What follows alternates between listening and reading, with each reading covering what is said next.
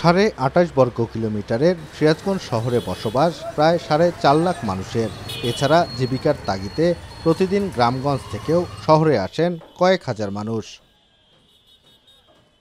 প্রথম শ্রেণীর পৌর শহর হলেও রাস্তাঘাট ও যানবাহন চলাচলে নেই সেই ছোঁয়া। সরু রাস্তা আর অতিরিক্ত রিকশা ও অটোরিকশা চলাচল করায় পরিণত হয়েছে যানজটের শহরে।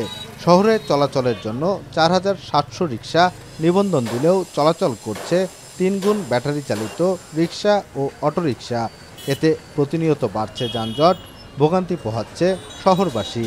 হাজার হাজার রিকশা, অটোরিকশা এটা যত্রতত্র থামাচ্ছে, এর কোনো নিয়মকানুন নাই। ট্রাফিকের যে এই নিয়মকানুন আছে সেটা ভেঙে পড়ছে। অটো টেম্পু এদের লাইসেন্সবিহীন, এরা যত্রতভাবে চলাফেরা করে, মানুষ রাস্তায় চলাফেরা করতে পারে না এবং অটো রিক্সা তুলতে পারেও মেশিনে চলে, ব্রেক করতে পারে না।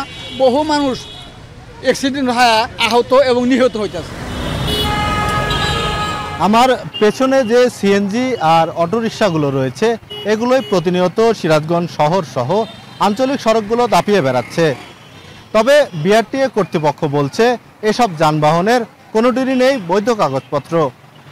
অথচ প্রশাসনের নাকের ডগায় গুরুত্বপূর্ণ মোড়গুলোতে এভাবে স্ট্যান্ড গড়ে তুলে প্রতিনিয়ত যানজট সৃষ্টি করলেও নজরে আসে না সংশ্লিষ্ট কর্তৃপক্ষের। এতে প্রতিনিয়ত বাড়ছে যানজটের ভোগান্তি, রাজস্ব বঞ্চিত হচ্ছে সরকার। শহরবাসী অভিযোগ করেন প্রশাসনের নজরদারি না থাকায় গত 1 বছরে অনিয়ন্ত্রিতভাবে শহরে বাড়ছে ব্যাটারি চালিত রিকশা, অটোরিকশা ও সিএনজি। এছাড়াও বাজার স্টেশন মোড়, চৌরাস্তা মোড়, রেলগেট সহ শহরের অন্তত 5 থেকে 6টি পয়েন্টে গড়ে উঠেছে স্ট্যান্ড। প্রশাসনের কোনো কার্যকর পদক্ষেপ না থাকায় বাড়ছে দুর্ভোগের মাত্রা।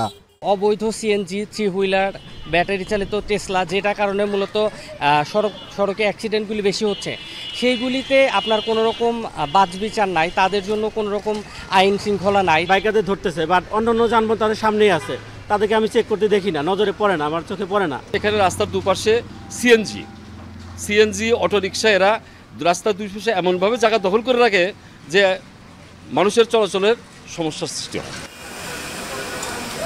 বিআরটিএ কর্তৃপক্ষ বলছে 2019 সাল পর্যন্ত জেলায় 4000 সিএনজির নিবন্ধন দেওয়া হলেও বর্তমানে কাগজপত্র হালনাগাদ রয়েছে মাত্র 3টির।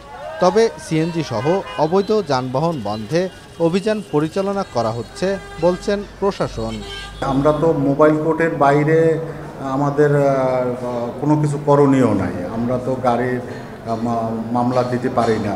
এখানে পুলিশ প্রশাসন আছে, ট্রাফিক প্রশাসন আছে, তারাই এগুলো দেখভাল করে।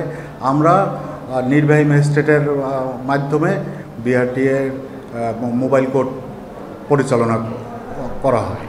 রিক্সা, ভ্যান, সিএনজি, অটোরিকশা এইগুলো যেভাবে মোড়ে মোড়ে এখন দাঁড়ায় অযথা যানজটের সৃষ্টি করছে, এই যানজট যাতে সৃষ্টি করতে না পারে এই ব্যাপারে সুদূর পরিকল্পনা নেওয়া হয়েছে জেলা পুলিশের পক্ষ থেকে। আমরা নিয়মিতভাবে বিভিন্ন অবৈধ সিএনজি, অবৈধ অটো এগুলোকে গ্রেপ্তার করছি এবং একই সাথে তাদের বিরুদ্ধে নিয়মিতভাবে মামলা দেওয়া হচ্ছে যারা বিভিন্ন ধরনের অবৈধ পার্কিং বা অবৈধ বিভিন্ন ধরনের অ্যাক্টিভিটিস করছে।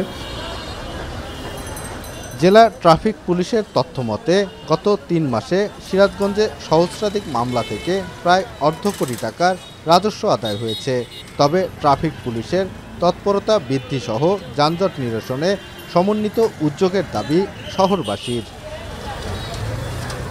রিফাত রহমান, এখন সিরাজগঞ্জ।